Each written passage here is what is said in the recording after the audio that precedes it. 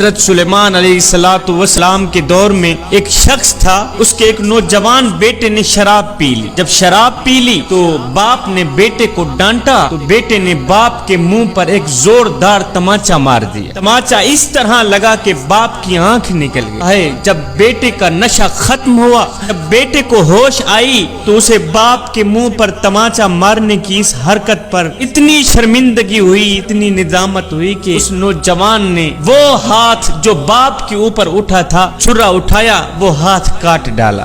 جب باپ نے بیٹے کا کٹا ہاتھ دیکھا، ایک دم پاؤں سے زمین نکل گئی، رو کر کہنے لگا، او میرے بیٹے، کاش میری ہزاریں ہوتی، ایک ایک کر کے نکل پڑتی، وہ میں برداشت کر لیتا، لیکن تیرا کٹا ہاتھ دیکھ کر میرا جگرا پھٹ گیا ہے، مجھ سے برداشت نہیں ہو رہا۔ میرے بیٹے، یہ تو نے کیا کر دیا ہے؟ تو نے اپنا ہاتھ کیوں کاٹا ہے؟ جس وقت میری آنکھ نکلی تھی، کاش کہ اسی وقت میں مر جاتا کہ مجھے میرے لال کا کٹا ہاتھ نہ دیکھنا پڑتا۔ میرے لال، یہ تو نے کیا کر دیا ہے؟ ایک چھوٹی سی باپ کی آنکھ کے پیچھے تو نے اتنا بڑا ہاتھ کاٹ دیا، تو نے تو میرا جگرا پھاڑ دیا۔ اب یہ دونوں حضرت سیدنا سلیمان علیہ السلام کی خدمت میں حاضر ہوئے۔ جب حاضر ہوئے تو اپنا سارا قصہ سنایا۔ اس کے بعد حضرت سلیمان علیہ السلام نے کیا کیا؟ بیٹے کا کٹا ہاتھ اس کی جگہ رکھ دیا اور باپ کی نکلی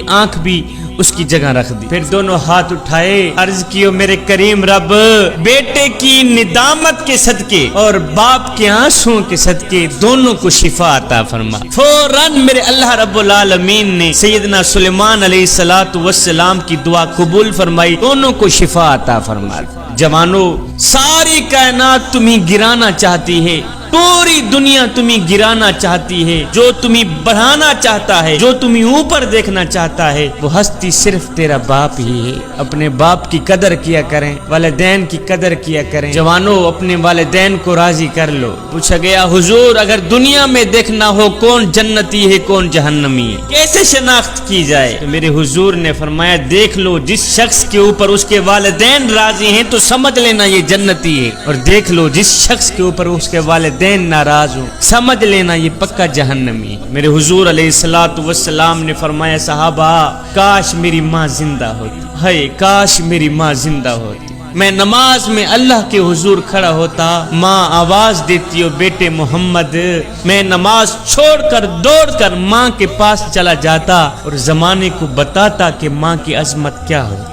صاحب، جب روٹیاں 4 ہوں، کھانے والے 5 ہوں، تب صرف ماں ہی کہتی ہے کہ بیٹا مجھے بھوک نہیں۔ ایک نوجوان تھا، وہ اپنی ماں کو یتیم خانے چھوڑ آیا، ساتھ میں انتظامیہ کو اپنا نمبر بھی لکھ کے دے آیا کہ جب میری ماں مرنے پہ آئے تو مجھے اطلاع کر دینا، میں نے اپنی ماں کی تدفین اپنے شہر میں ہی، اپنی بستی میں ہی کرنی۔ کچھ دن گزرے، جب ماں کا وقت آخر آیا تو انتظامیہ نے فون کیا، نوجوان میاں تو نے کہا تھا کہ جب میری ماں کا وقت آخر آئے مجھے بلانا، میں نے اپنی ماں کی تدفین اپنے شہر میں ہی کرنی ہے، تیری ماں کا وقت آخر آ گیا ہے، اسے لے جا۔ اب یہ نوجوان گیا، ماں کو اٹھا کے گھر کی طرف آ ہی رہا تھا کہ ماں بول ہی پڑی، بیٹے میں تو جا رہی ہوں، میں تو مر رہی ہوں، میرے مرنے کے بعد میری ایک خواہش ہے، یہ پوری کر دیں۔ بیٹے نے کہا، جی ماما جان، کون سی خواہش ہے؟ کہا، بیٹے یہ جو یتیم خانہ ہے نا، جس کے اندر میں نے کافی دن گزارے ہیں، اس یتیم خانے کے کچھ پنکھے خراب ہیں، اگر ہو سکے تو میرے مرنے کے بعد یہ پنکھے ٹھیک کرا دینا۔ بیٹے نے کہا، ماں